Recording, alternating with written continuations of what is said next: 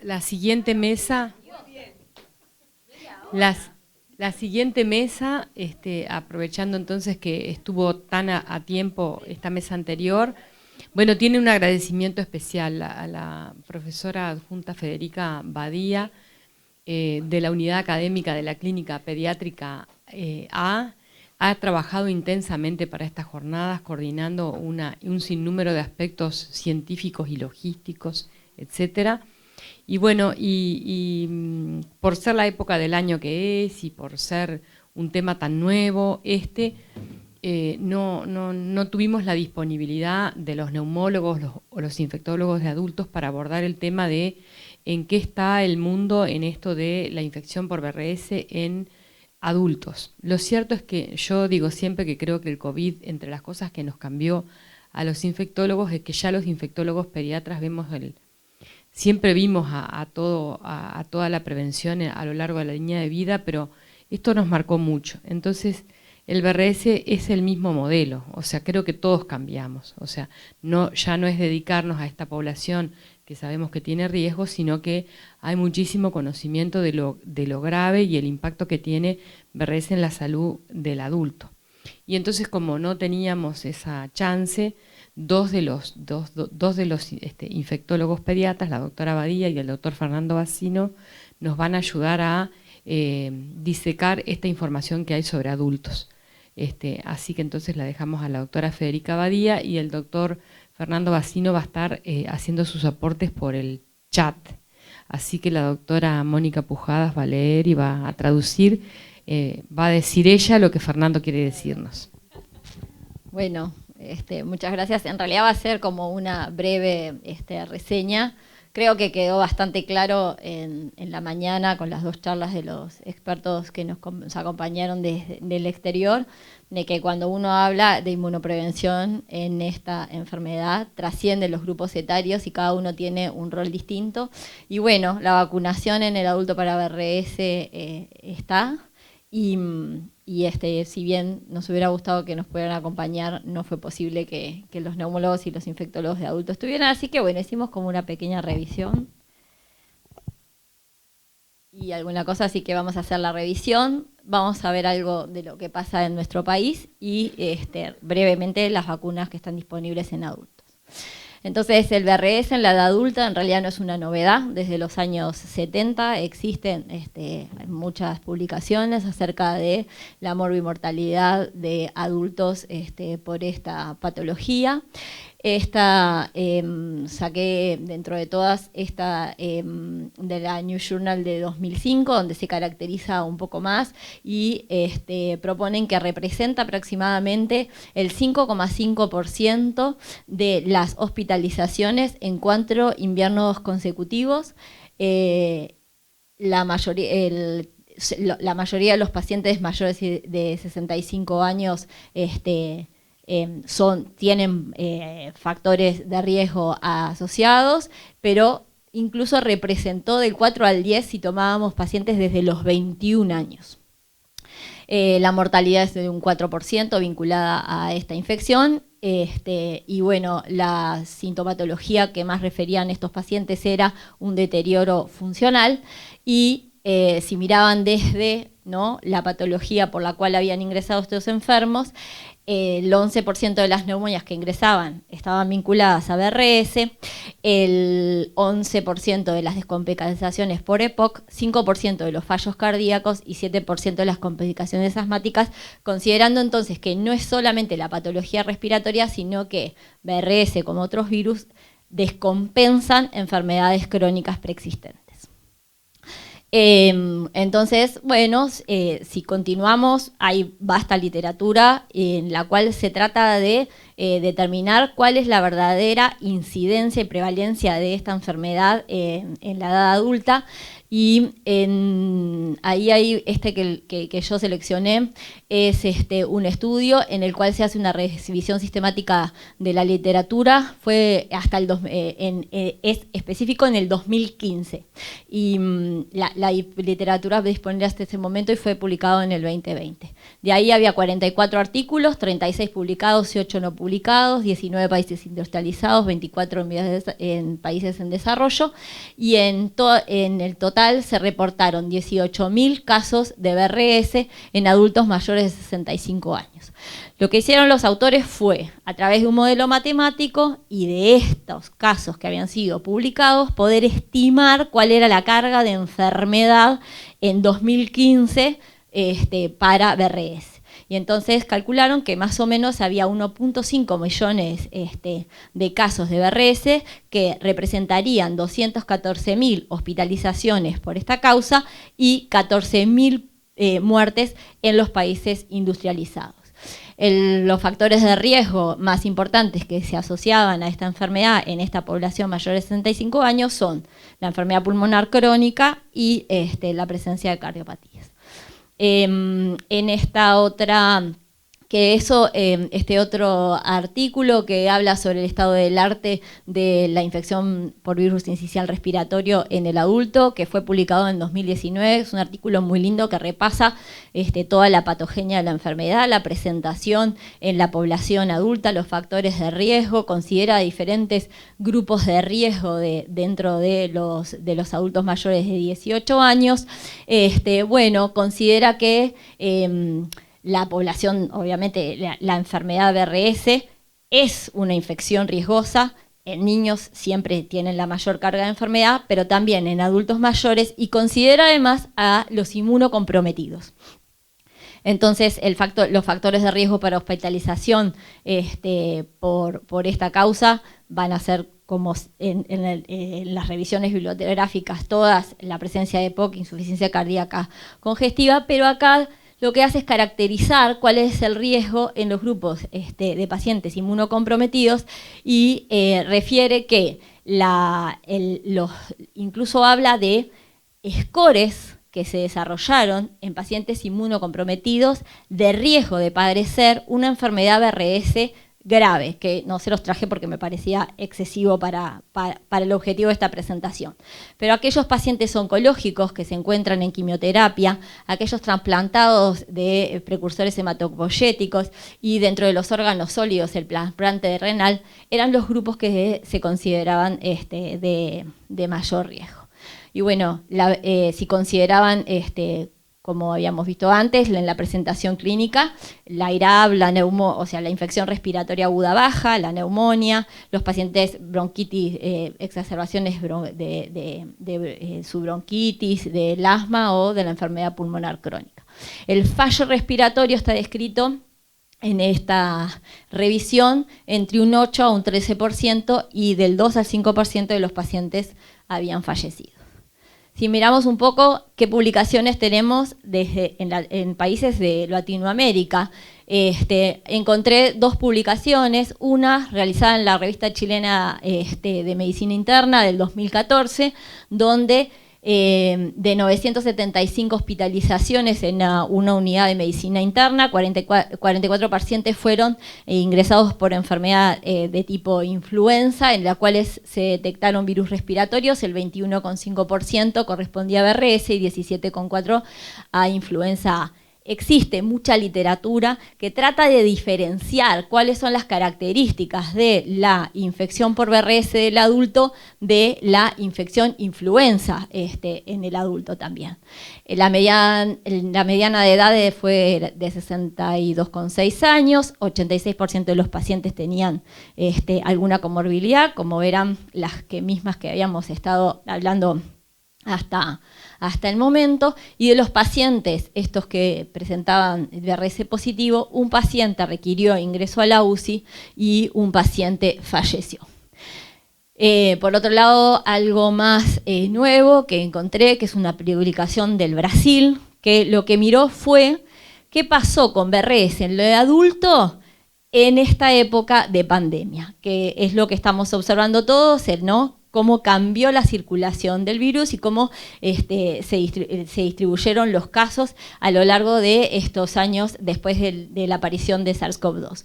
Entonces ellos hicieron una revisión entre enero del 2020 y diciembre del 2022 y se notificaron 30.934 casos de síndrome respiratorio agudo bajo por VRS. Acuérdense que esto es en población adulta. El 8,8% correspondieron a adultos mayores de 20 años, el 28,3% de estos pacientes requirió ingreso a UCE, me pareció bastante elevado, la verdad.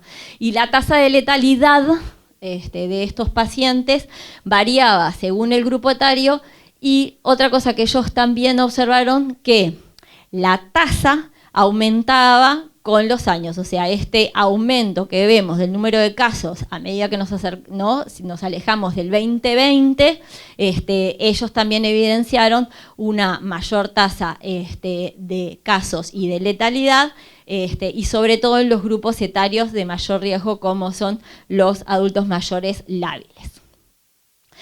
Entonces, bueno, a mirar lo que pasó, lo que pasa en nuestro país, y entonces acá lo que recogimos fue qué pasó en este último año con las infecciones agudas y la circulación de VRS. En la gráfica de arriba pueden ver cómo se distribuyeron las infecciones respiratorias agudas en los pacientes mayores de 15 años durante el año 2020. Acá capaz que no se ve mucho, pero es esta gráfica que está en azul, y después abajo en realidad aparecen los años previos, desde el 2019 al 2022. Y lo que yo enmarqué fue la etapa de mayor circulación viral, que coincide con la circulación de VRS, pero también en realidad en verde con influenza. Recordar que en realidad esto son la población de los mayores de 15 años. Pero acá no está discriminado por edad, sino que acá están todos los pacientes con VRS, o sea que esto incluye también a los niños. Y acá también coincide con una circulación muy importante de influenza, que también sabemos que es un germen que determina una carga de enfermedad para infecciones respiratorias agudas, bajas, altas. Entonces, una de las cosas que se me ocurrió quizás hacer es, bueno, mirar en realidad en un prestador de salud.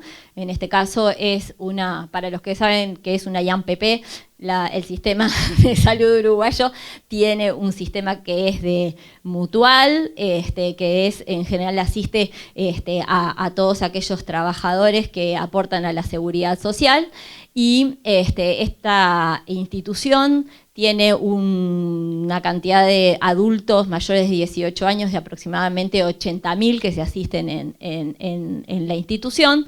Y cómo a partir de la aparición de SARS-CoV-2 cambiaron las técnicas de detección de virus respiratorios, y entonces la mayoría de los pacientes se hace la detección de SARS-CoV-2 junto con influenza y además VRS, que se hace por técnica molecular PCR,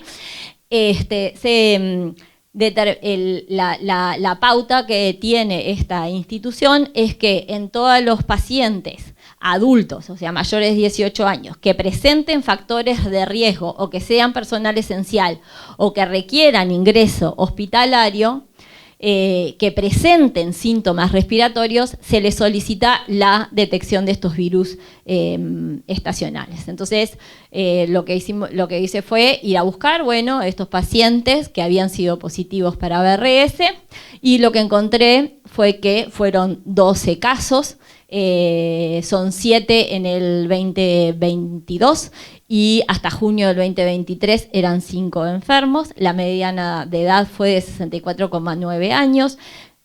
No había predominancia de los sexos. Como vimos, las comorbilidades, bueno, recuerden que estos son pacientes, en los que se les toma son pacientes con riesgo, o sea que estos enfermos, que tengamos tanta proporción de pacientes con enfermedad crónica, también está sesgado porque son a quienes se les solicita también el estudio. Pero bueno, las patologías asociadas son las mismas que había yo encontrado en el resto de las revisiones que realicé. Solamente un paciente que era joven, que es un síndrome de Down con una cardiopatía congénita corregida, pero que no tenía afectación cardíaca al momento de su ingreso, y bueno, y un paciente sí con neoplasma. Todos los pacientes presentaban algún síntoma respiratorio. La mayoría tenían broncoobstrucción, eso era el síntoma más importante. 6 presentaron insuficiencia respiratoria, la mitad se presentaban con fiebre. Y después había una proporción de pacientes de adultos mayores, ven que va desde 22 a 85 años, y uno de los síntomas fue, el motivo de consulta fue el deterioro cognitivo. Y una paciente tuvo una neumonía con derrame pleural consolidante, y lo que no tuve acceso es a si se había asociado a una infección bacteriana, probablemente, pero no tenían germen. Y el destino de los pacientes fue, el 75% requirió ingreso a cuidados moderados, solo una paciente ingresó a CTI, se le realizó ventilación no invasiva a esa enferma, tenía broncoobstrucción, tenía antecedentes previos de enfermedad respiratoria pulmonar crónica, y un paciente fue dado de alta al domicilio, no hubo fallecidos. Bueno, a ver, bueno, esto en realidad, bueno, son cuáles son las medidas de inmunoprevención que nosotros tenemos disponibles hasta el momento actual. Bueno, esto nos podría hablar extensamente probablemente el doctor Bacino, que son... Acá están los diferentes tipos, o sea, tenemos las vacunas, pero también tenemos los monoclonales, las diferentes plataformas de vacunas que existen en desarrollo, y estas son las que están aprobadas para su uso en el mercado. Ven que acá tenemos como inmunoprofilaxis para BRS por anticuerpos monoclonales, está el palivizumab. Y bueno, y ahora los nuevos monoclonales tendrían que estar apareciendo acá. Y lo que tenemos acá son las vacunas, que como sabemos son 2 desarrolladas, una por el laboratorio Glaxo y otra por el laboratorio Pfizer, que ya hablaron los profesores hoy, que es una vacuna proteica de la proteína de perfusión F, y bueno, que ya lo recordamos, en junio del 2021 en Estados Unidos se aprobaron, y en Europa una en abril y la otra en julio. Y esta es la recomendación del CDC, que lo que me pareció interesante es que lo pone para los mayores de 60 años, pero que la recomendación es hacer discutida con el médico. Tomar en cuenta no solamente la edad como elemento de riesgo, los factores de riesgo asociados de cada uno de esos pacientes, y que la toma de decisión de la vacunación la realiza el médico con cada uno de esos pacientes. Y esta es, que estaba bien descrito, cuáles eran las evidencias en las cuales se había basado el Comité de Estados Unidos para la aprobación de esta vacuna. Entonces, bueno, acá ya se les puse las dos, una que es la bivalente, que es de Pfizer, y la recombinante estabilizada con este estabilizante, que es la de GSK. Y los estudios que se habían utilizado para determinar la eficacia, que ustedes lo pueden ver acá, ellos consideraron, este es otro elemento que es importante en la decisión de las vacunas, cuál es el endpoint, qué es lo que nosotros vamos a esperar de la vacuna. Lo que se consideró acá fue la IRAV grave sintomática confirmada por laboratorio, la IRAV asociada a BRS y las consultas médicas. Y lo que hicieron es, en ambas, en esos estudios de fase 3, lo que se vio en dos estaciones de BRS en forma sucesiva. En la que se le intervinieron en GSK fueron completas, pero en la de Pfizer fue una segunda temporada parcial. Y tienen cierta caída en la eficacia de sintomáticas confirmadas. Lo que es interesante, lo que sí decían era, lo que no se midió fue la hospitalización, los ingresos y lo más grave. Por esto de cuál es el punto, dónde vamos a llegar y qué es lo que esperamos de esta vacuna. Y estos son los efectos adversos asociados, que severos presentaron las dos, un 4%, no hubo diferencias. Los efectos adversos asociados a inflamación del sistema nervioso central, dígase Guillain-Barré, por ejemplo, y neuropatía, y lo que sí les apareció, que fue un efecto que se informó, aunque no estaba consignado previamente, era la presencia de fibrilación auricular, pero esta aparecía un tiempo casi de 30 días después de la aplicación de la vacuna. Estas son preguntas que aparecen en este mismo, para terminar en realidad, que me parecieron que eran preguntas interesantes que ponían los investigadores que hicieron esta review sobre el estado del arte de la infección por sincicial respiratorio del adulto, porque hay una diferencia. Una cosa son los efectos de por qué los adultos llegan a una enfermedad severa. Los adultos ya estuvieron expuestos, ¿no?, previamente a la infección por BRS, no es lo mismo que en los pacientes más pequeños, ¿no? Y si bien, bueno, sabemos que igual en el adulto existe lo que es la inmunosenescencia, tienen un perfil inmunológico que es distinto al de los niños, pero ¿por qué? ¿Cuáles son los factores del huésped y la interacción de huésped-virus que hace de que los adultos tengan una evolución tan severa por este niño? Como, perdón. Lo mismo que les decía, ¿cómo vamos a hacer la monitorización? ¿En base a qué vamos a hacer la monitorización de qué es lo que esperamos entonces de la vacunación en el adulto? A ver qué era. Ay. Bueno, no sé ni para dónde apunto. Peque. Ya termino. Siempre para adelante. ¿No? Sobre todo los endpoints que le ponemos a, bueno, ¿no?, qué esperamos de esta vacuna en la población adulta. Y después algo que nos va a hablar probablemente el doctor Chiparelli, que acá lo tenemos presente, así que mira, le voy a entregar en hora, ¿no?, el uso de la secuenciación para la monitorización y poder establecer la incidencia de BRS en los diferentes grupos etarios y en diferentes poblaciones. Y bueno, esta fue la revisión que hice.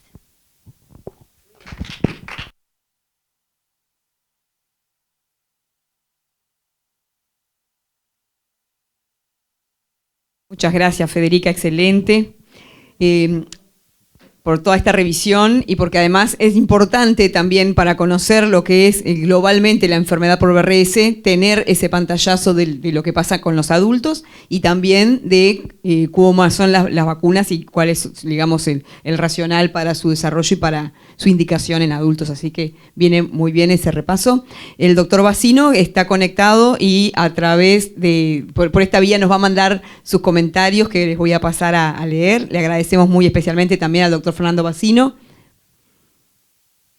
El equipo de infectología siempre está al firme, todos.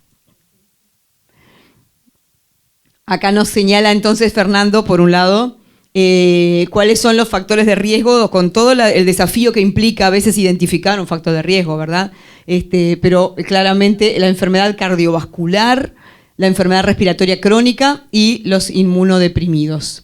También nos dice Bassino que la recomendación está basada, digamos, en una sola dosis de la vacuna y la población elegida a vacunar previo al inicio de la temporada de BRS, que también tiene ese desafío adicional, como señalábamos en la mañana hoy, de saber cuándo es que empieza, ¿no? y con la pérdida de la temporalidad y todo eso que estamos hablando. La evidencia existente para adultos mayores de 60 años es fundamentalmente la indicación, ¿verdad? Principalmente de 60 a 64 años para recibir una dosis. Y acá nos pone algunos de los datos de eficacia. Para la vacuna de Pfizer, la eficacia para enfermedad sintomática es de casi 90% y la grave 84,6%, ¿verdad? Para prevenir enfermedad grave 84,6%. La vacuna de Glaxo muestra una eficacia para enfermedad sintomática de 82,6% para la prevención y para prevenir enfermedad grave de 87,5%. O sea que estamos viendo en todos los casos una eficacia muy elevada. Y si pensamos además, como también señalábamos hoy para los datos pediátricos, lo que es la carga de enfermedad en adultos, estamos hablando de valores bien importantes. Para la vacuna Moderna, la eficacia descrita es para prevenir enfermedad sintomática de 83,7%. Y nos señala, como siempre con vacunas nuevas, es muy especial la vigilancia de la seguridad a través de los efectos adversos, y están comunicados básicamente la mayoría, como bien señalaba también Federica en la presentación, efectos adversos la mayoría leves, locales, no sistémicos. Ya existe evidencia, que es la pregunta que siempre se hace, ¿verdad?, con qué pasa con la vacuna de influenza, que estas poblaciones lo tienen especialmente indicada. Existe evidencia de coadministración. Y como también señalaba Sino ahí, aparentan ser costo efectivos y el impactar en la carga de enfermedad en adultos. Por lo tanto, al impactar en la carga de enfermedad en adultos, también en la circulación del virus en toda la comunidad, ¿verdad? Y acá nos manda entonces lo que son los datos de reactogenicidad y seguridad de la coadministración de la vacuna BRS con otras vacunas.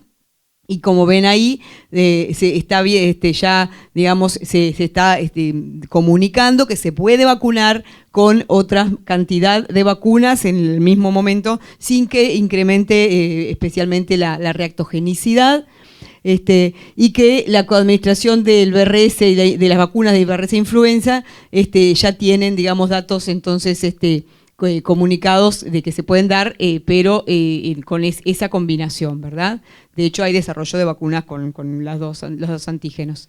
Y obviamente va a ser muy importante el analizar, esta vacuna ya se está administrando en Estados Unidos, básicamente en Europa también, para poder ver lo que es la seguridad postlicenciada, o sea, lo que es la seguridad en la fase 4, ¿no? Siguiente, no sé si, creo que no hay más. No hay evidencia de coadministración de la vacuna de BRS con COVID, neumo y otras. Esto es según las resoluciones de una de las reuniones de ACIP que fue para mediados de este año. Y es lo mismo que ya habíamos visto. Sí, o sea, cumple con los criterios de no inferioridad, o sea que no baja la inmunogenicidad ni digamos al coadministrar los dos. Eso es digamos como el concepto más importante a transmitir. Así que muchas gracias, Fernando, y agradecemos a todos entonces por esta sesión. Mónica, quédate ahí, porque sí. Porque no, yo quería hacer una pregunta de lo que leí ahora al leer infección por BRS en forma global. Parecería que aquí sí el vacunar a los niños va a tener un efecto protector para los adultos, porque cuando uno mira estos datos siempre tiene que pensar que la enfermedad en el adulto y en las personas mayores, la mayoría tampoco se internan, ¿no? O sea, estamos hablando de internados, pero tampoco se internan, y no tener estas enfermedades les da como lo que más se vive en el adulto es mantener su vida. Y yo hace poco lo comentaba con personas de otros países. Es bastante habitual que en nuestros países los adultos cuiden a los niños. Entonces, como que estamos en un círculo, parece que no todos los países es igual, obviamente que en los desarrollados no, pero bueno, parece que la figura de los adultos cuidadores es importante, o que trabajan. Es bien importante eso que decís, Katy, porque en esta enfermedad en particular es tal cual, que desde cómo es el comportamiento epidemiológico, que sí niños contagian a adultos, ¿no? Hay otra pregunta en el chat. Sí, una cosa referente a lo que decía la profe era, obviamente esto no es que, o sea, el adulto se va a enfermar del niño. Hay algún intento en algunos estudios de lo que estuve leyendo. La idea era hacer una revisión breve, en lo cual intentaban ver si esos adultos que eran cuidadores de niños, ¿ah? Lo que ponen, y eso no lo pudieron medir, o sea, a ver cuántos de estos adultos que se hospitalizaban o que estaban graves tenían niños al cuidado.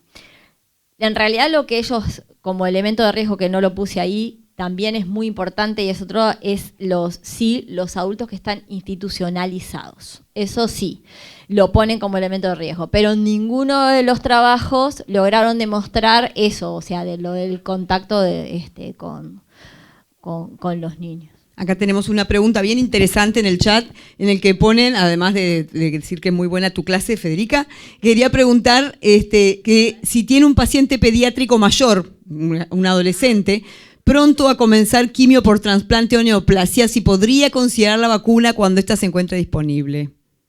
Responden si quieren. Bueno, cuando esté disponible, porque ahora en realidad la recomendación es para los mayores de 60. Y yo traté de buscar a ver si en adultos jóvenes con neoplasia estaba indicado, porque obviamente la misma interrogante de la colega se me generó, y lo que está es aprobada para los adultos mayores de 60 años. No sé si ustedes tienen información distinta, pero uno piensa, porque fue dos grupos que yo pensé que podían llegar a ser de gente joven, son los HIV y los pacientes oncológicos, seguro.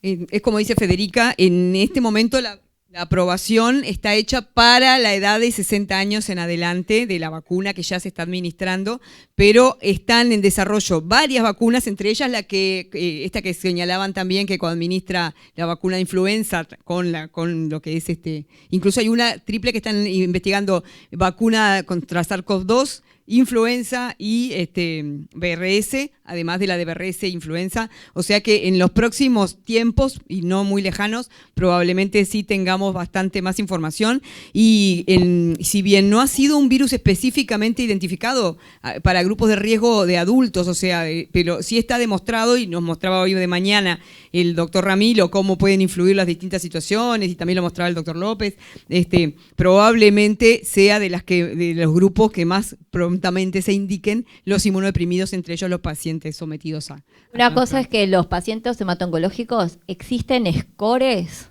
que están diseñados para ver el riesgo de infección BRS grave. Sí. Así que es muy pertinente la pregunta de la doctora y estaremos todos atentos a la respuesta definitiva. No sé si alguien más quiere hacer una pregunta o un comentario. Y eso también están en las guías de adolescentes, porque me parece muy importante traerlo, ¿no? En lo cual estas vacunas a veces están dentro de lo que se llaman vacunación en situaciones especiales, ¿no? Y va más allá de la edad o del ciclo de vida de cada uno. Entonces, capaz que, como para la discusión, ¿no? Dentro de lo que es los que son en capítulos de inmunizaciones, a veces esta población quedaría dentro de esas situaciones especiales. Si fuera necesario, hay que mirar si realmente tienen infección, se verá por BRS, porque en general son más neumonias, ¿no? U otras patologías bacterianas. Totalmente, ¿no? De acuerdo, y creo que va a implicar también un trabajo en conjunto, porque ha cambiado el paradigma en cuanto a que hasta ahora siempre se pensaba en el BRS como un virus pediátrico de niños, y entonces creo que hay que también interactuar mucho con los colegas, obviamente, que asisten adultos, para poder trabajar juntos avanzando hacia estrategias de prevención en conjunto, ¿no? Si querés algo gracioso, anecdótico, cuando estábamos revisando las historias, una colega en la puerta puso 60 y no sé cuántos años, diagnóstico clínico bronquiolitis. Maravilloso. Sí, muchas gracias. Rosa Zapata. Y ya le voy a hacer una pregunta. Bueno, a continuación entonces el doctor Héctor Chiparelli, que es virólogo, que hace tantos años tiene la responsabilidad de ser el responsable entonces del área de virología del laboratorio de referencia del Ministerio de Salud Pública de nuestro país, nos va a dar la visión de la vigilancia epidemiológica y el diagnóstico de laboratorio de esta de esta enfermedad. Y bueno, y tenemos como ya preguntas. A lo largo de este día se han ido acumulando preguntas. El doctor Ramilo nos hablaba de, bueno, lo importante de vigilar, los vamos a necesitar, ya sabemos que lo hacen, pero queremos que lo expliquen. Se va a necesitar que nos digan exactamente cuándo comienzan las temporadas de BRS, porque en ese momento va a ser el momento en que los países que tengan acceso a vacunas para embarazadas, que ya son muchos, van a empezar a indicar a predecir eso de cuándo esa vacuna se van a dar. Lo otro que él hablaba era de que, claro, nosotros decimos BRS A y B, pero a su vez hay genotipos distintos y ellos han visto uno más agresivos que otros y bueno, y hace a la situación.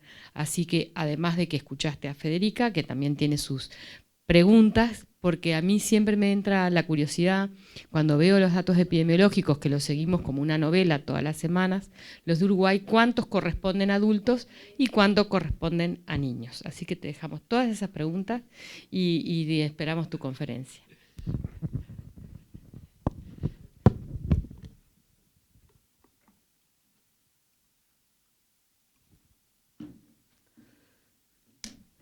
Bueno, buenas tardes. Disculpen el tan sobre la hora que llegué. No, pero que tenía que haber llegado antes, pero como es habitual, ya estamos en otra emergencia, en otra alerta sanitaria, 12 quinos y alrededores, ¿no? Porque puede haber... Argentina está incendiada, de verdad. Hoy no es nada, simplemente un avisito. Tiene en este momento 429 brotes en equinos, prácticamente en muchísimas provincias, como 8 o 9 provincias, terrible, y nosotros desde Artigas hasta el sur ya tenemos. Por ahora contamos caballos nada más, equinos, son 8, pero prácticamente en una semana. Argentina pasó el sábado pasado de tener 83 brotes a hoy 429. Es como muy grave, muy grave la situación y probablemente tengamos casos humanos en los próximos. Bueno, pero para no salir del tema, ¿no? De lo que ya venían, yo también me hago muchas preguntas actualmente, inclusive después de haber estado tantos años haciendo vigilancia de este virus, además de los otros, sobre todo en la estrategia de vigilancia, centinelas que tenemos con virus influenza, actualmente también me surgen muchos cuestionamientos, y uno de ellos es una de las cosas que comentaban recién, las vacunas combinadas. Y cuándo darlas y cómo va a responder al llamado de ir a la vacunación a nuestros adultos mayores, cuando sabemos que solo para influenza tenemos una demanda muy baja, ¿no? Digamos, se están vacunando mal nuestros adultos mayores. Bueno, y con lo cual me pregunto también con esta vacuna. ¿Esto debe ser para adelante? Sí, ahí. Si bien esto es como clásico, empezar a hablar de la gente, ¿no, verdad? Y de la estructura viral, porque esto será así. De la estructura viral, sobre todo este es un virus con envoltura, con una sola cadena de ácido nucleico, que es ARN, lo cual habla también... al ser ARN tiene capacidad de variar también como todos los virus ARN, quizás no tan frecuentemente como una influenza o como un VIH, pero está dentro de las posibilidades. Y por fuera tiene esta envoltura que es una bicapa lipídica, que es como una membrana citoplásmica, que en su superficie existen estas estructuras glicoproteicas en donde las más importantes, y sobre todo, ¿por qué las más importantes? Porque son las que van a ser neutralizadas por las vacunas que se están produciendo, tenemos la proteína G y la proteína F. Dos estructuras que además son muy importantes, y aquí tienen, acá abajo, tienen el esquema del genoma del virus. Estas dos, si bien tiene otros genes este virus, estas dos, la proteína G y la proteína F, el gen F y el gen G, permiten también hacer diagnóstico a nivel molecular y permiten también no solamente hacer diagnóstico, sino que saber si son grupo A o grupo B, y además poder estudiar la variación de nucleotídica de tal manera de determinar diferentes genotipos. Ahora, desde la pandemia, entonces es necesario no solamente hacer el diagnóstico, quizás no tanto de manera individual, el diagnóstico molecular o el diagnóstico de grupo o el diagnóstico inclusive de genotipo, pero sí a nivel epidemiológico, porque se necesita ir, una vez que se introduce eso como regla general, ¿no? Una vez que se introduce una herramienta como una inmunización, hay que ir vigilando a ese agente por la capacidad que pueda tener de escape a esa respuesta inmune, escape que genere entonces nuevas variantes que van a ser no neutralizadas por los anticuerpos generados. Entonces, les comentaba que estas dos estructuras además son muy importantes desde el punto de vista biológico del ciclo del virus, porque van a ser quienes se adhieran a la célula huésped, a nuestras células del aparato respiratorio, a través de esta proteína G, y esta proteína F va a generar la fusión de la envoltura del virus con la membrana citoplásmica, de tal manera de que el contenido genético va a ingresar a la célula, va a tomar comando de toda de la multiplicación del virus y de la multiplicación celular, va a tomar todos los elementos celulares, desde ribosomas, Golgi, etcétera, para replicarse y multiplicarse hasta dañar la célula y brotar de esa célula y salir a infectar nuevas células. Seguramente deben haber hablado ya mucho a lo largo del día, pero una de las cosas que me parecía importante también, porque lo hemos visto y lo hemos visto mucho anualmente, frecuentemente, ustedes en la clínica y nosotros desde la vigilancia, la capacidad que tiene este virus de reinfecciones frecuentes, ¿no? Es muy frecuente las reinfecciones, inclusive durante un año, durante el mismo año. Lo más frecuente, también ustedes obviamente lo conocen, los primeros 2 años de edad son donde se registran la mayor cantidad de infecciones por este agente, y lo que se notifica anualmente, los datos que estuve buscando a nivel mundial, 33 millones de casos en niños anualmente, 3 millones de hospitalizaciones y 120.000 muertes por complicaciones asociadas. Obviamente, números que pueden ir seguramente más o en menos, pero una de las cosas importantes, y ahí va lo que me parece que no le vamos a... Podremos estar cerca de predecir o dar una alerta de que quizás comience la temporada de circulación del virus respiratorio sincicial, porque vamos a ver ahora después el ejemplo de este año concretamente. Las infecciones por VRS muestran variaciones estacionales en diferentes áreas geográficas del mundo. Tenemos a veces la sorpresa de que circula antes que los virus influenza, circula junto con los virus influenza, o muchas veces en esta época, octubre, noviembre, comienza o hay un nuevo brote. Entonces, creo que es menos predecible que el virus influenza, que también tiene sus situaciones diversas.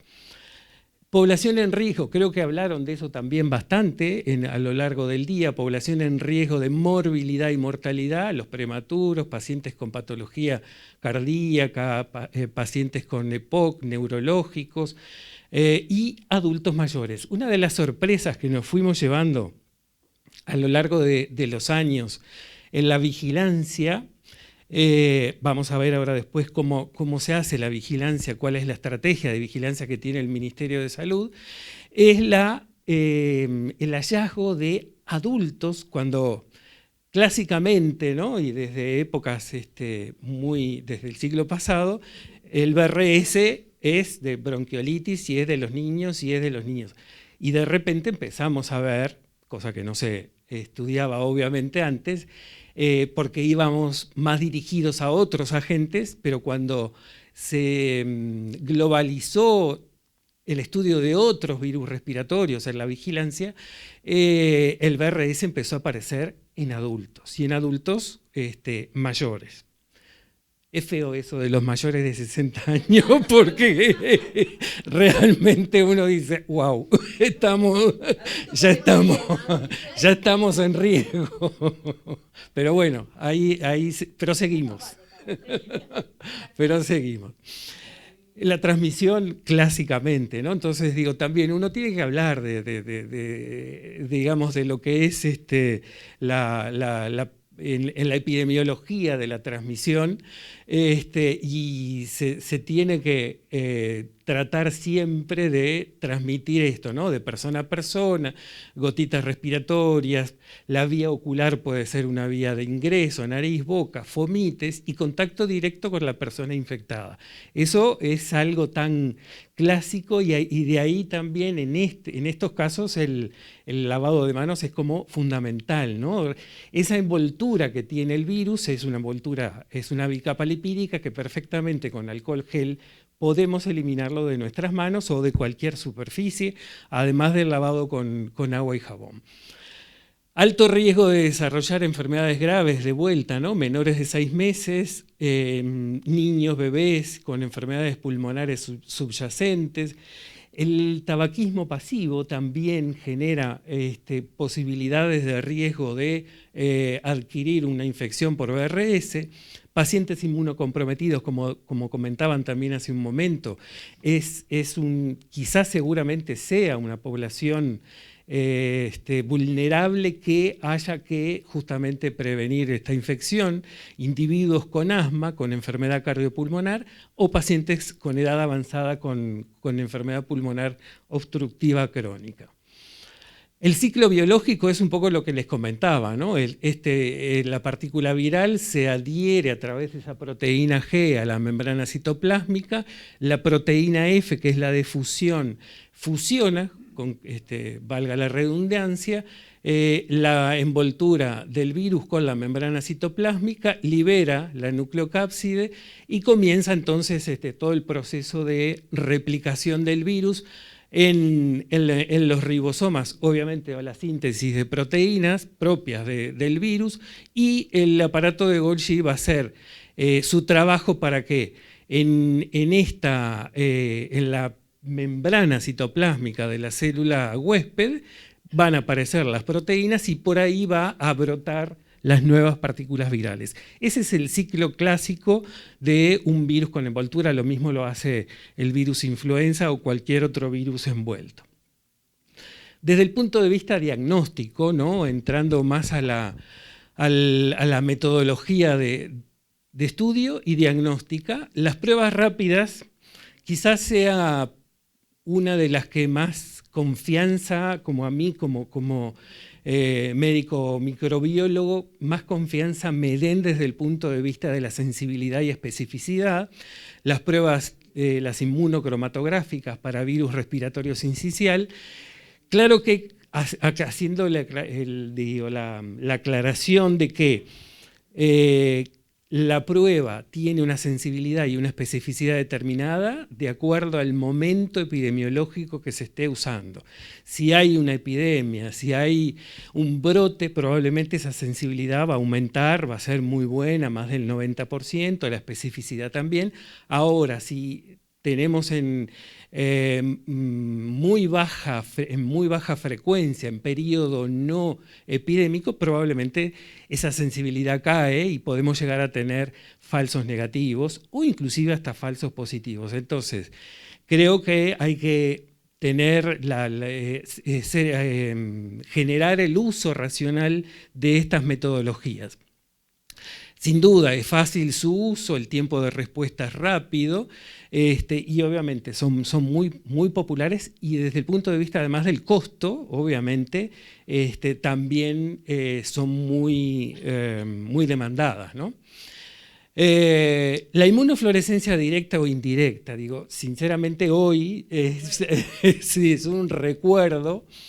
Pero a propósito de la invitación y de este momento, volví hace unos cuantos años atrás, encontré cosas muy interesantes desde la primera vez que en el fines del siglo pasado, 99, comenzamos a introducir el diagnóstico virológico de virus respiratorios a nivel clínico, con la profesora Rubio, en fin, y todo un equipo que, y en 20 y pico de años, digo, pasamos rápidamente a dejar, y eso lo hicimos con la inmunofluorescencia, y habrán pasado 2, 3 años que el advenimiento de la biología molecular la dejó atrás.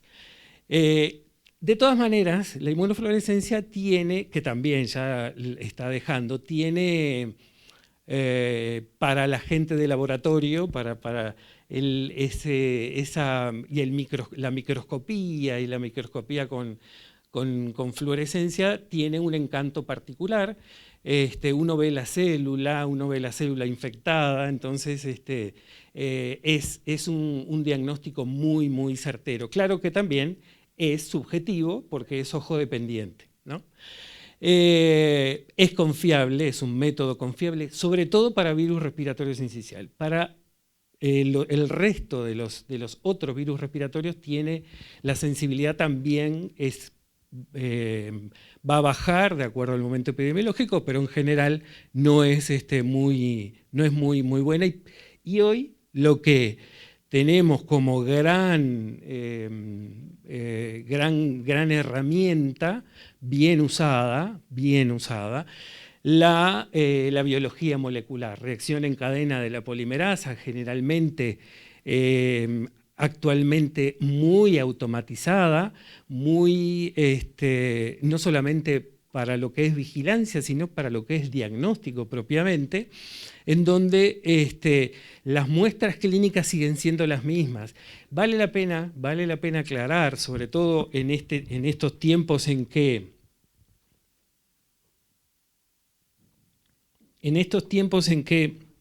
post pandemia tuvimos una gran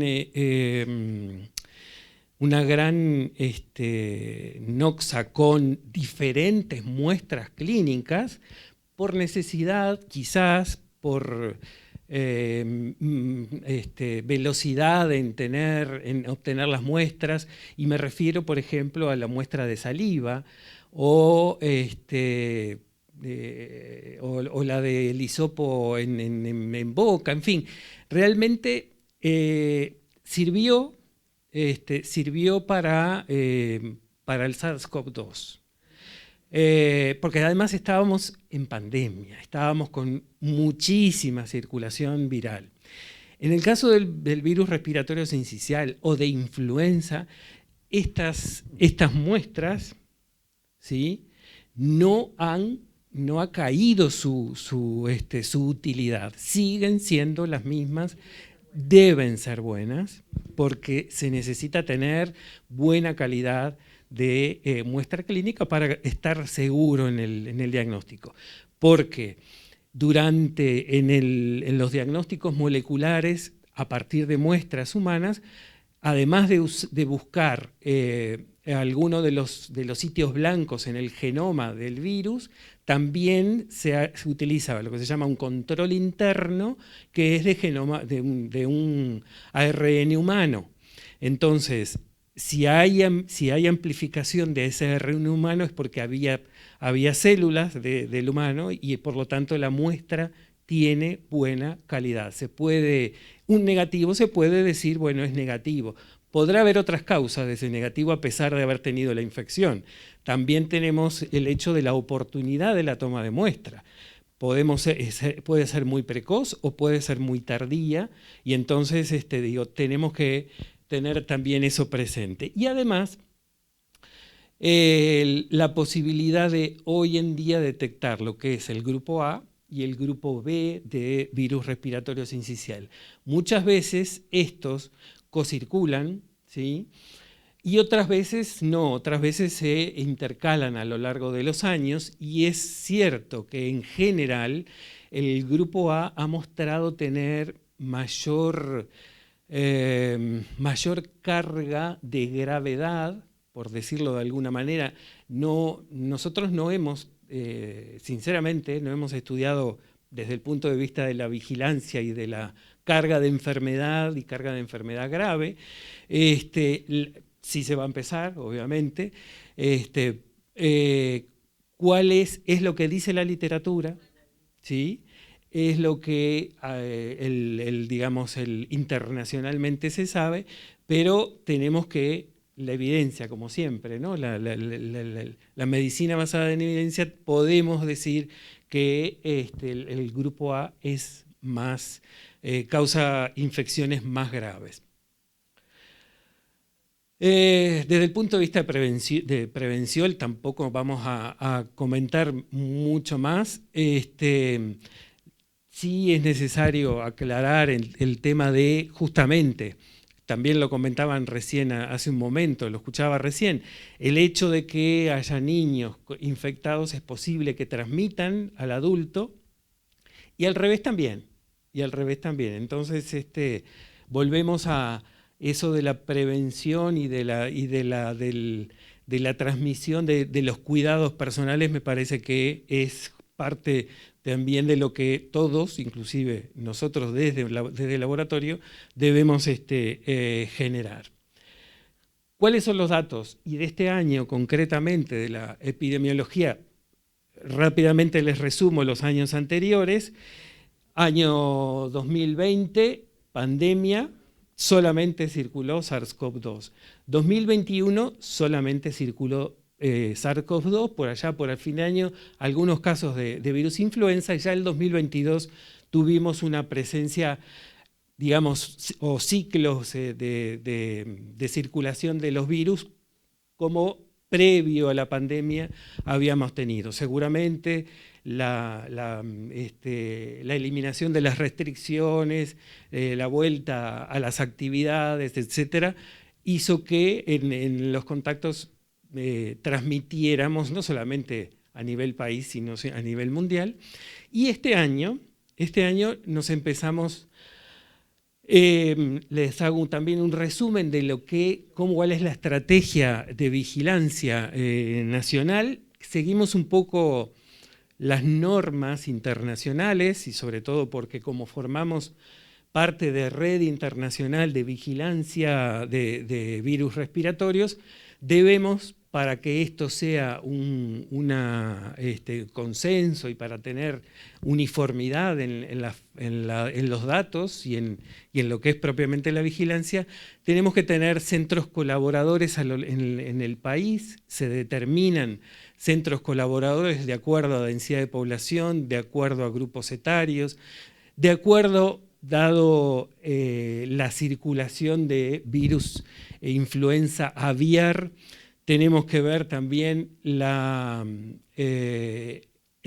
humanos cercanos a la presencia de producción avícola.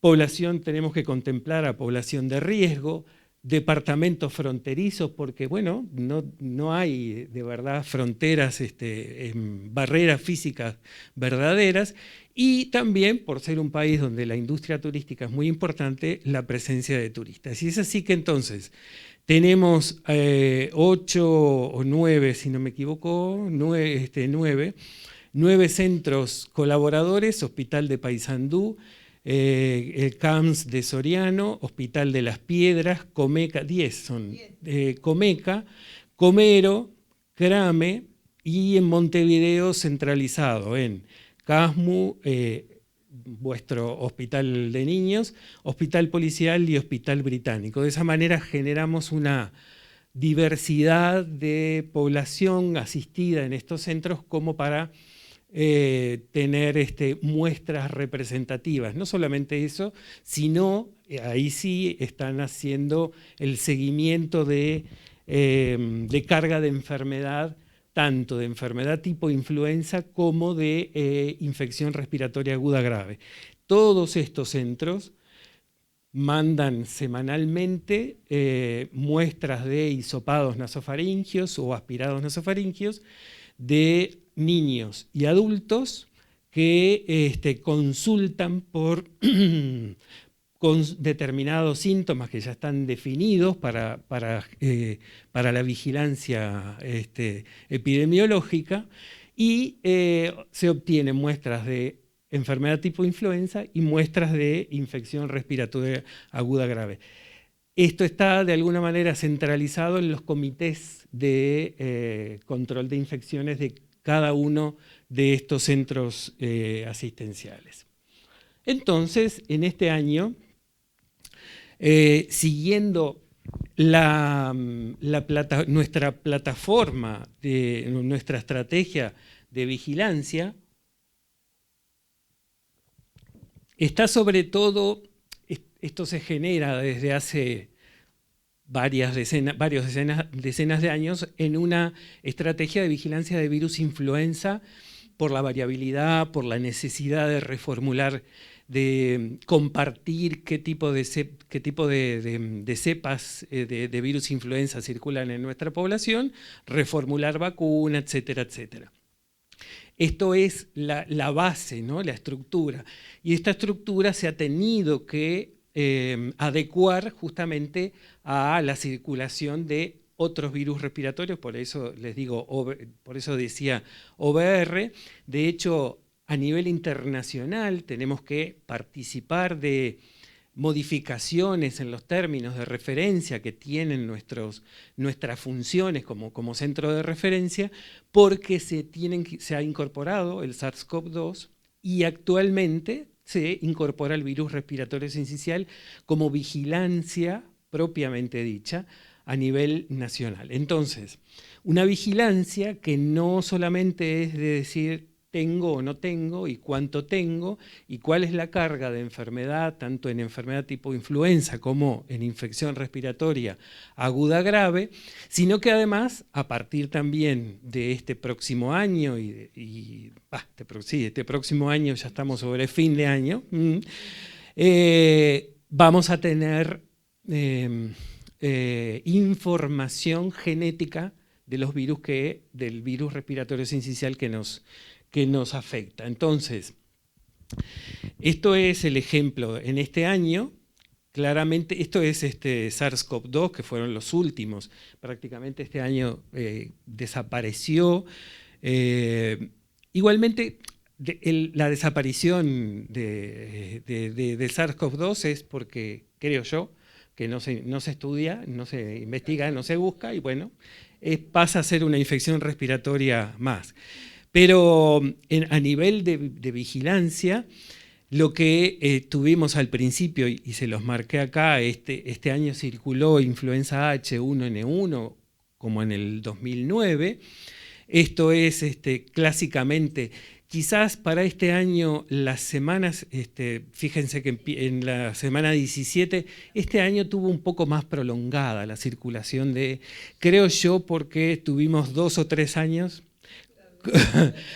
sin nada, y entonces creo que nos nos afectó mucho más la situación de la circulación de influenza. Pero, fíjense, con el virus respiratorio sincicial prácticamente empezó a cocircular en la semana 17. Ahora vamos a ver otra gráfica que se ve mejor cuánto más se prolongó el virus respiratorio sincicial. Y tenemos obviamente grandes picos. Uy, ya se me adelanté. Grandes y un consumo, ¿no? ¿Verdad? Digo, que se fue extendiendo prácticamente, fíjense, hasta la semana 40, a 10 semanas de terminar este año. Y aquí se ve mejor, tienen en este celestito lo que es, ay, quedó abajo, no, esto que ven acá es influenza, y este celestito es el virus respiratorio sincicial. Fíjense cómo, no, estoy diciendo mal, es al revés. Este es el VRS, y fíjense cómo se extiende prácticamente, como decía, hasta la semana 40. Creo que con esta gráfica vemos la dimensión de la epidemia de VRS que tuvimos este año.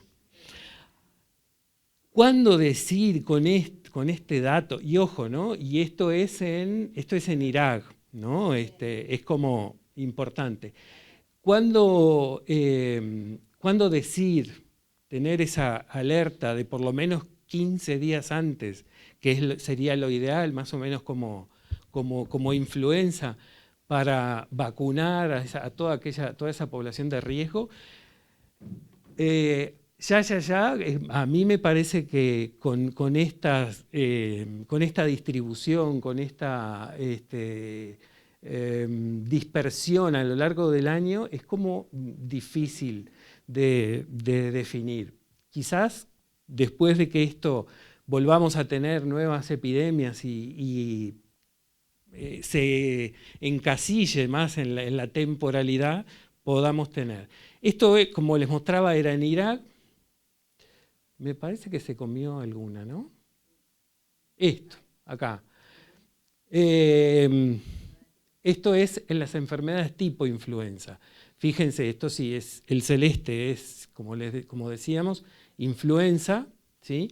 Y esto es el VRS en enfermedad tipo influenza, algo que es, digamos, los casos ambulatorios.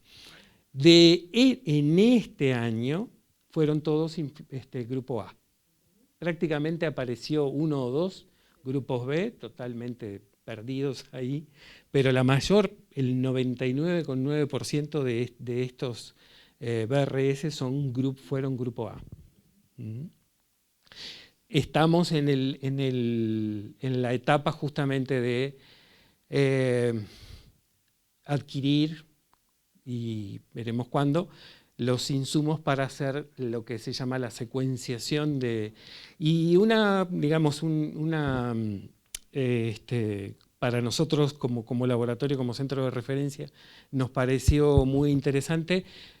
Iniciamos también a partir del año que viene un convenio de colaboración donde un equipo del CENETROP, que es el Centro de Enfermedades Tropicales de Bolivia, va a venir a Uruguay para adquirir un entrenamiento en lo que es la vigilancia genómica del virus respiratorio sincicial.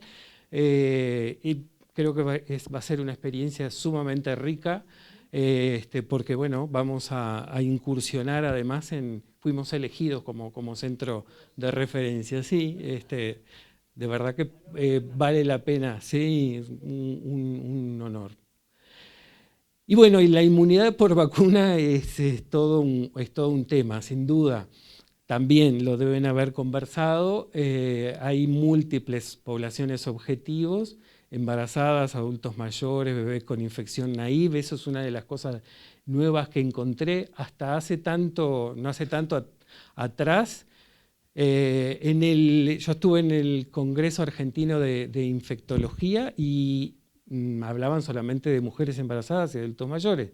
Fue hace unos meses atrás, y ahora empecé a encontrar quizás que como población objetivo, bebés que no hayan tenido infección por VRS, mejor dicho, infección naive por BRS. Y bueno, eso es un poco lo que creo que les tenía como para compartir, sobre todo lo que es estrategia de vigilancia y datos, como siempre compartimos para tener esto, ¿no? Un camino juntos en la infectología general y pediátrica, sobre todo con ustedes.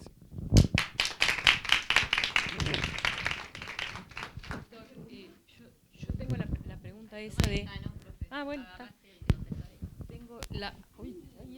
Tengo la pregunta esa de, en esa vigilancia, ¿ustedes saben cuántos casos son adultos? Sí. Porque uno sabemos. siempre las mira y piensa que somos todos de los niños, así como somos dueños del BRS. Yo de los casos de BRS concretamente. Sí. O en general, no sé. No. Tenemos tenemos en infecciones, sobre todo en infecciones respiratorias agudas graves. Ahí es donde podemos decir que en niños prácticamente el 80-85% de esta vigilancia corre por cuenta de muestras de niños en BRS, ¿no? O casos de BRS. De todas maneras, un 10% en adultos, un 10-15% en adultos no es menor, sobre todo porque además sí, seguro que son adultos de más de 60, 65, inclusive más también. Eso digamos, es un dato que también para nuestra población hay que tenerlo presente para la futura política de inmunización. Sí. Sí. Sí.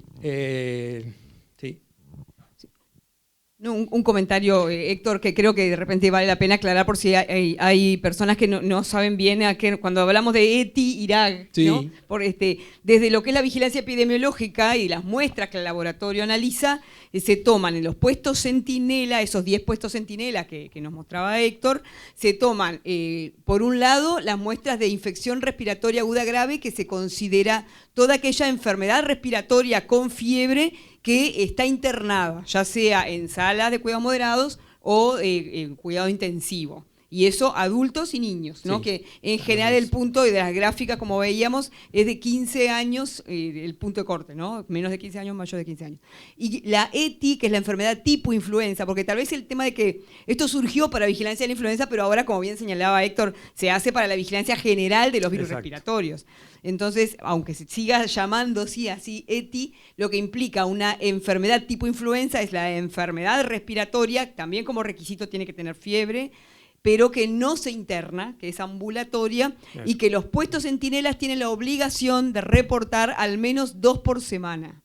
Eso es un poco digamos, el criterio epidemiológico de dónde surge esa información, porque a veces queda como la duda. Era eso, Héctor, gracias. Sí, yo no aclaré la definición, disculpen. No, pero está bien.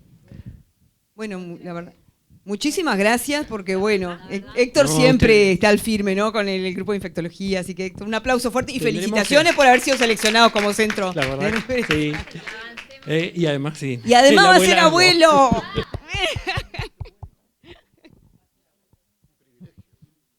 Presentate a las... Emilia, bueno.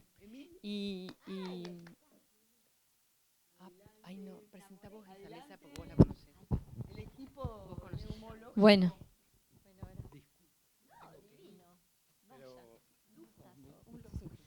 Bueno, nosotros acá como entre casas, saludándonos todos, haciendo cambio de equipo. Y ahí va. Y vienen las neumólogas.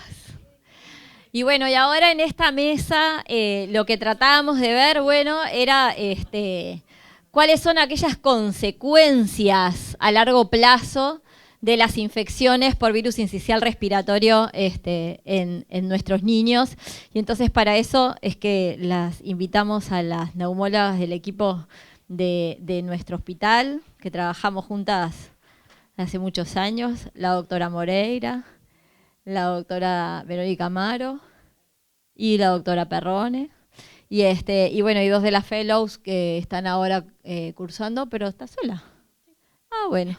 Vino sola Nadia, que vamos a hacer la misma dinámica que hicimos, presentar algunas situaciones clínicas y entonces hacer los comentarios. Bueno, la dejo con, si querés, mira, bueno, agarra Bueno, buenas tardes. Bueno, acá vamos a presentar enfermedad por virus sincicial respiratorio y sus consecuencias. Bueno, comentamos, los objetivos son presentar 2 casos clínicos de secuelas pulmonares causadas por la infección por BRS y discutir el diagnóstico, evolución y tratamiento del daño postviral en pediatría. Pasamos al primer caso clínico, que se trata de una preescolar de 3 años de sexo femenino que presenta una trisomía 21 y nació el 30 de abril de 2020. De antecedentes perinatales se destaca que fue una recién nacida de término de 38 semanas, con un peso al nacer de 2,680 kilos, presentó una cardiopatía congénita de diagnóstico prenatal, un canal AB completo, en el cual se realizó una cirugía reparadora a los 9 meses y actualmente está sin tratamiento farmacológico y no tiene elementos de hipertensión pulmonar en el ecocardiograma de control. Del certificado de esquema de vacunación está vigente y hay que mencionar que recibió 2 dosis de palivizumab en julio y en agosto de 2020. Recordamos que la paciente nació el 30 de abril. Acá lo que hablábamos es que, bueno, lo que comentaba previamente la doctora Pincha, que recibió de forma incompleta el palivizumab. A su vez, recibió la vacunación antineumocóxica 23 valente a los 24 meses y vacunación antigripal anual.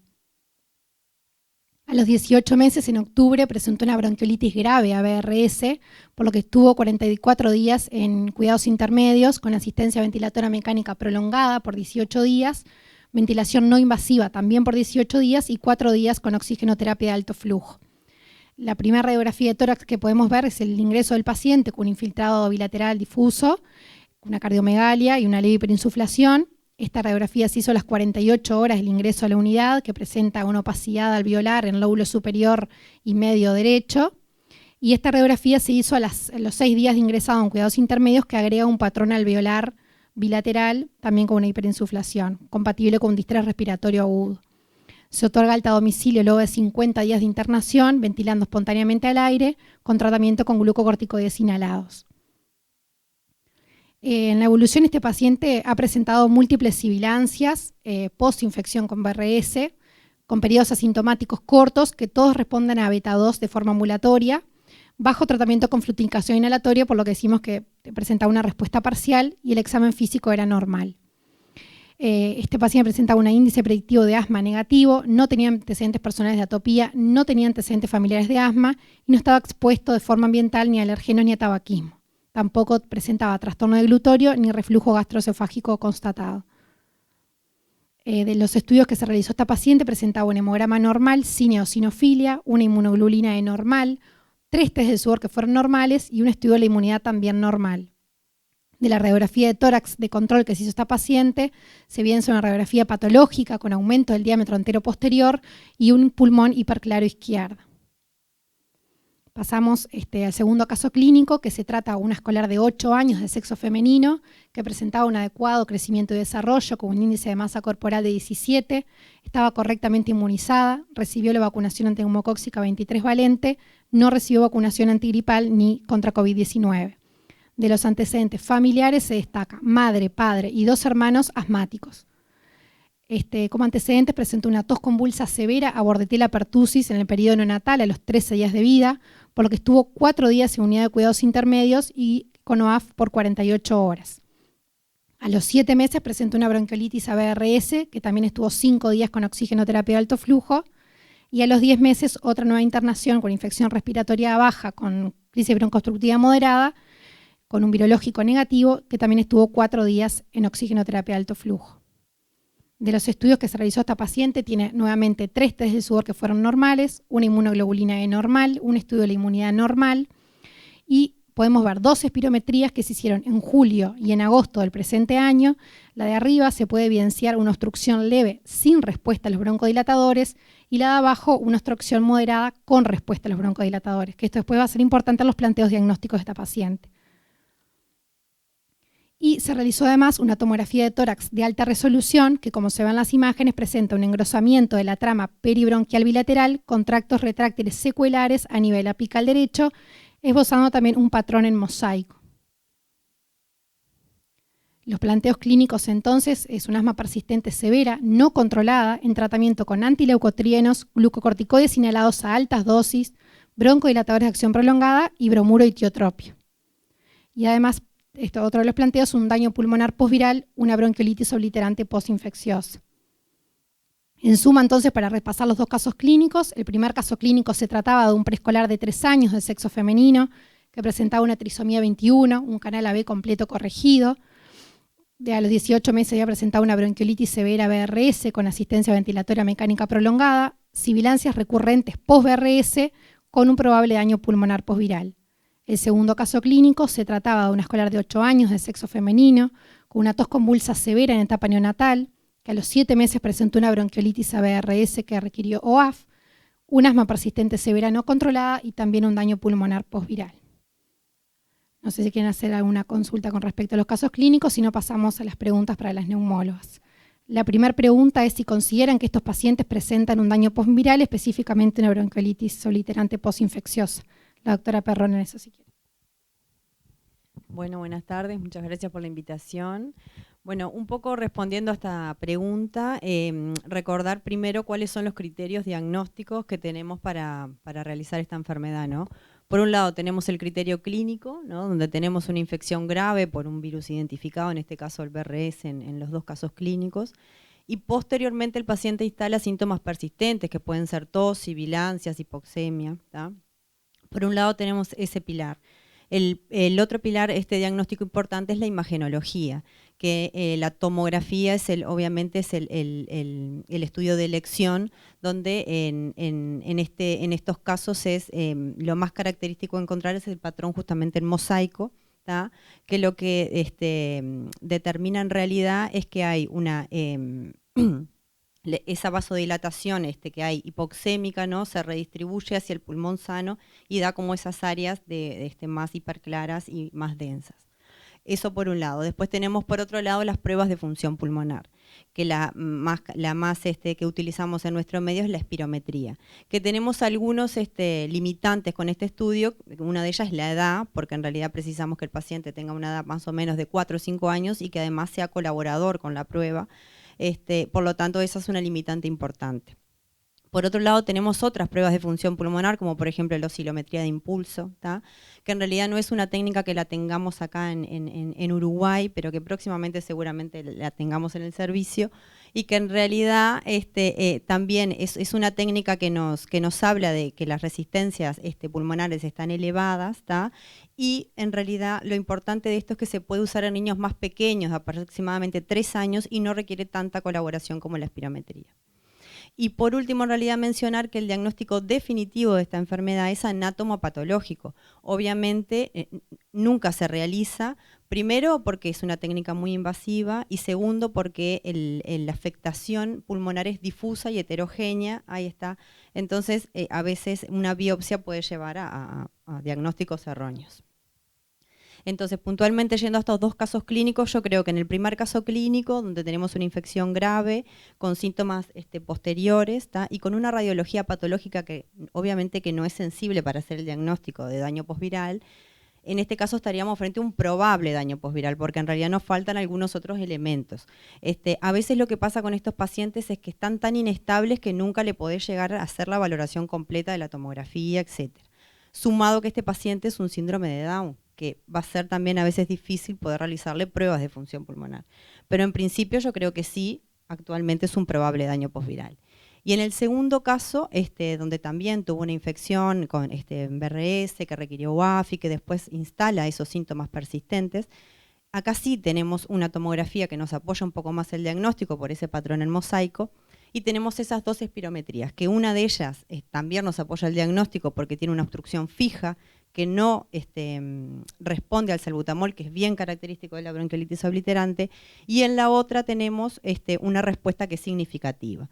En esta paciente en realidad puede tener las dos cosas, ¿no? Puede tener un daño postviral y además ser una asmática, por esa espirometría segunda que es bien característica del asma, por esa hiperreactividad de la vía aérea cuando le administramos el salbutamol, sumado a que tenía antecedentes familiares de primera línea, la madre, el padre, o sea que había varios antecedentes familiares, perdón. No sé si algo más, Isa, vos querés comentar algo más.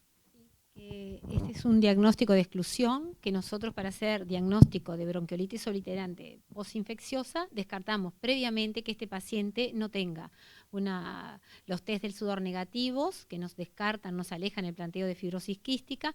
También esto se puede presentar en un paciente con una inmunodeficiencia, o sea que nosotros vamos a testear que este paciente no presente alteraciones en la inmunidad.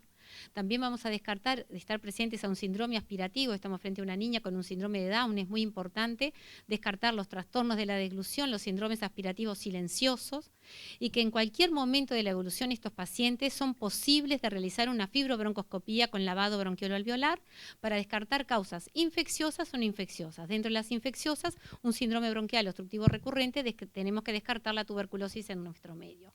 Y si pensamos en algo aspirativo, vamos a descartar, vamos a ir a buscar macrófagos cargados de lípidos. Bueno, y creo que estuvo perfecto lo que dijo la doctora Perrone, y nada más. Bueno, y con respecto a la segunda pregunta, creo que también ya la respondió la doctora Perrone, si se puede realizar diagnóstico de bronquiolitis obliterante posinfecciosa en un paciente asmático, como fue el segundo caso. La tercera pregunta es ¿qué tratamiento considera para la bronquiolitis obliterante posinfecciosa? Que le damos la palabra a la doctora Amaro. Bueno, en cuanto al tratamiento, yo creo que es fundamental dividirlo en aquel tratamiento, en aquel paciente que está con síntomas graves, persistentes, ¿no? En aquel paciente que persiste con insuficiencia respiratoria después de los 4 a 6 semanas y luego en la evolución.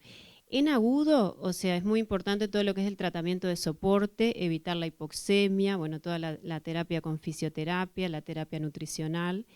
Y en cuanto a los fármacos, ahí sí es un terreno que en realidad está muy discutido a nivel internacional, o sea, no hay ningún protocolo estandarizado en cuanto a los fármacos para realizar ni en agudo ni en la evolución. Entonces, es muy individualizado, depende del momento del diagnóstico, de la estabilidad y de la gravedad del paciente. De los fármacos, o sea, la más aceptada es la terapia antiinflamatoria con corticoides, ya sea corticoides sistémicos o inhalados, pero es fundamental, bueno, como decía Isabel, o sea, antes de hacer una terapia, que en muchos centros hacen bolos de metilprednisolona, ¿no? Por 3 días, por 3 a 6 meses, o sea, o corticoides vía oral por 3 a 6 meses que se van disminuyendo de forma progresiva. O sea, antes de todo esto es fundamental hacerle una fibrobroncoscopía con lavado, buscando, ¿no? Infecciones persistentes dentro de ella, bueno, hongos, tuberculosis y además también el patrón inflamatorio, ¿no? Si si el paciente tiene un patrón neutrofílico o eosinofílico, o sea, eso es fundamental. Después el otro tratamiento que también se plantea es la citromicina, porque disminuye todo lo que es la inflamación neutrofílica. Está muy aceptado para lo que es la bronquiolitis obliterante post-trasplante de médula ósea, no así acá, o sea que el tratamiento es empírico.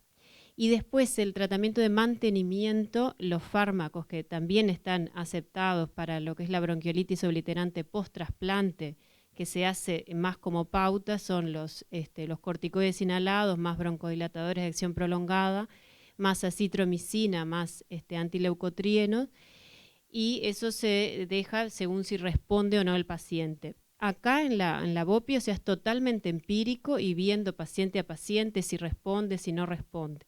No está demostrado como en la post-trasplante que el tratamiento hay como mucho más evidencia y mucho más estudios que acá, que en realidad es menos frecuente y son pacientes más graves y puntuales, o sea que cada caso se va a valorar en forma individualizada para los fármacos.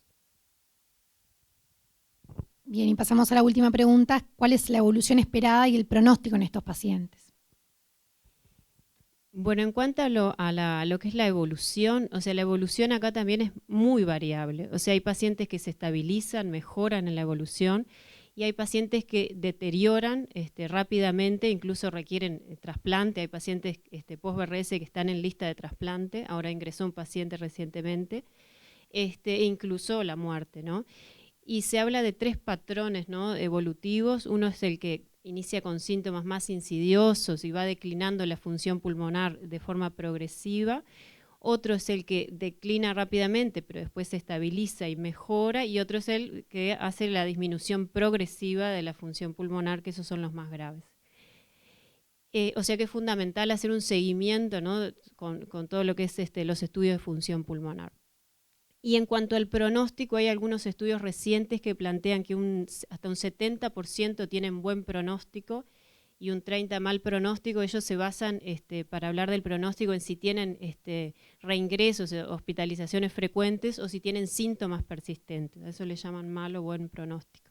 Lo fundamental es tener un control estricto, o sea, evitar lo que es el desarrollo de la hipertensión pulmonar y pesquisarla precozmente, y controles con función pulmonar, porque en general todos mantienen una función pulmonar menor que el resto.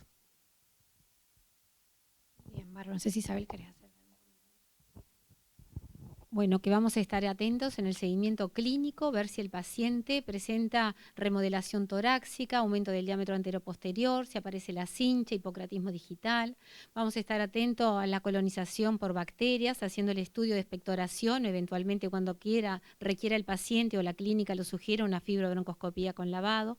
Vamos a pesquisar y controlar la saturación de oxígeno, y vamos a hacer oximetrías prolongadas, distancias recorridas 6 minutos, para estar atentos a los elementos de hipoxemia intermitente que nos pueden llevar al desarrollo de una hipertensión pulmonar. Vamos a también realizar un ecocardiograma con Doppler, vamos a estar atentos a la hipertrofia de amígdala y adenoides, que también se presenta en estos niños, y eventualmente que el tratamiento, que nuestro primer planteo sea de bronquiolitis obliterante postinfecciosa, se dé en un paciente que tenga otra patología sobreagregada. O sea que es un seguimiento que nos va a llevar mucho tiempo.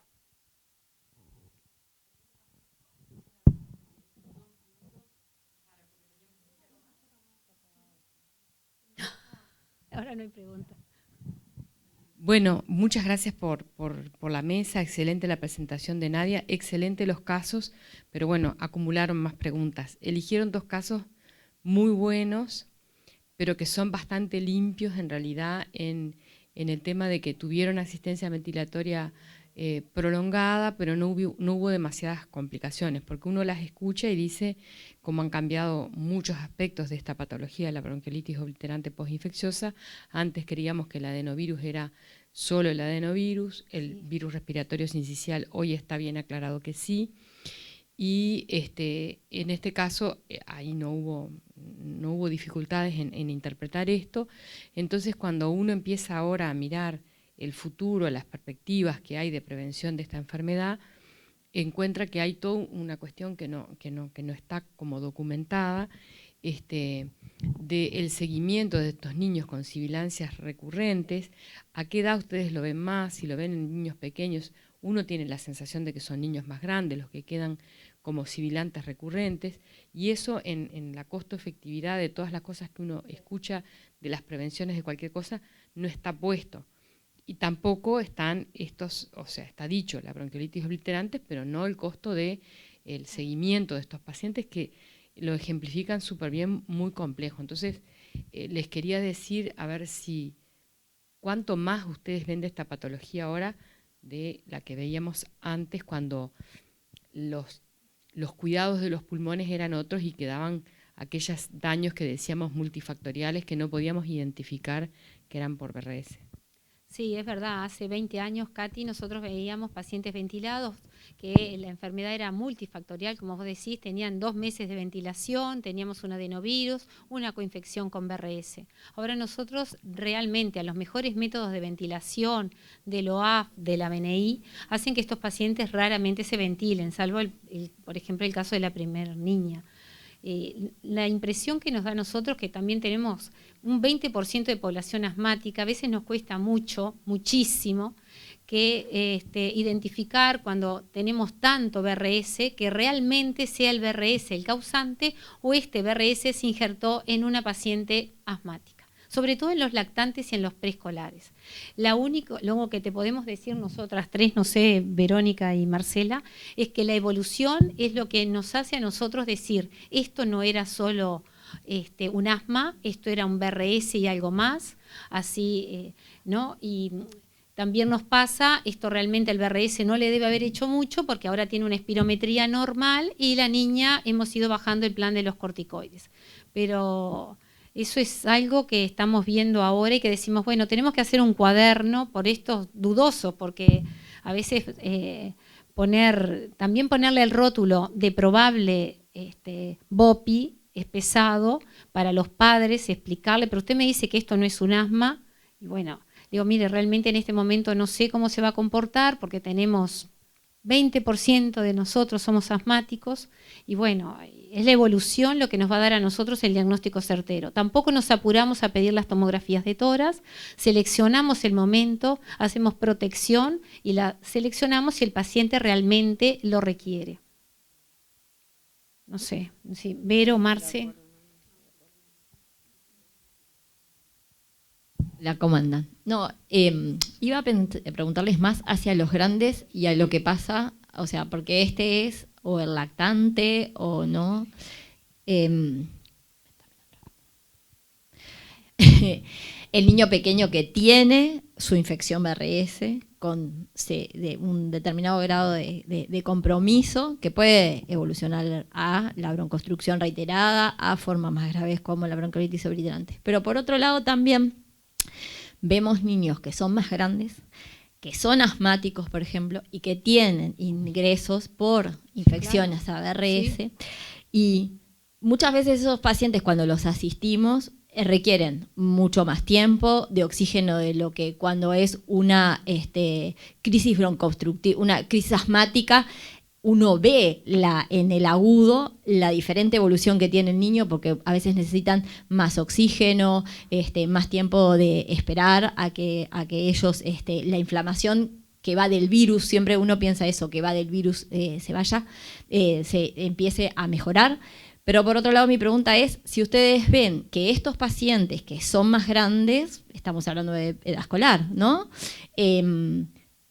Si le cambia la evolución o el escalón de su enfermedad asmática, o sea, si le implica una más a esos niños el cursar una infección, una IRAB a BRS. Sí, realmente aumentamos el controlador y eso nos pasó el año pasado que tuvimos escolares asmáticos con virus sincicial respiratorio. A la salida de la internación, que fueron con OAF o BNI, nosotros hemos tenido que aumentar el escalón de tratamiento controlador. La ventaja que tenemos es que estos niños nosotros los podemos seguir con espirometrías. Entonces tenemos un patrón más objetivo para ver en qué está. Entonces vos decís, bueno, este niño que es un asmático y que ya lo sabíamos que era solo asmático y que ahora se agarró una infección por BRS que estuvo internado con oxígeno, bueno, vemos la espirometría y buscamos la oportunidad de pedirle la tomografía de tórax para documentar si aparece un patrón en mosaico o no, o aparece fibrosis peribronquiolar o si nos aparecen bronquiectasias. Sí, el año pasado fue muy particular porque vimos asmáticos con mucho BRS, ¿no? A todas nos pasó. Al igual que veíamos hoy para los adultos, realmente no estábamos tan acostumbrados a buscarle el BRS a los niños grandes, que eso también nos cambió a partir de las técnicas que disponemos ahora. Entonces, ese concepto que ustedes están diciendo me parece muy importante, porque así como estamos viendo también situaciones post-COVID, como acá con la doctora Moreira tenemos en seguimiento, varios pacientes que previamente no tenían ninguna historia de sibilancia, ni de asma, ni nada, y que a partir de una infección por COVID quedaron sibilantes, también vamos a comenzar a poder medir mejor esta situación. Entonces, tanto para lo que es la situación de hiperreactividad como para el daño posviral, la bronquiolitis, me parece muy, lo que es la enfermedad obliterante severa, me parece importante y es una invitación a estudiar en conjunto, como siempre que se está a las puertas de una medida que puede ser de inmunoprevención, que como esperemos pueda ser prontamente introducida en la población nuestra, el tener un nivel de base conocimiento, en este caso de lo que pueden ser las secuelas del virus, es fundamental. Entonces tal vez sea una oportunidad para en conjunto, y ustedes que tienen además esa meticulosidad en el seguimiento bien riguroso de estos pacientes, de que podamos mirar juntos cuál es nuestro nivel de basal de niños con secuelas, me parece fundamental, así que bueno, las invitamos especialmente y les agradecemos muchísimo. No, muchas gracias a ustedes, es un placer. Gracias por la invitación y gracias por trabajar siempre con nosotros. Muchas gracias. Aplausos fuertes.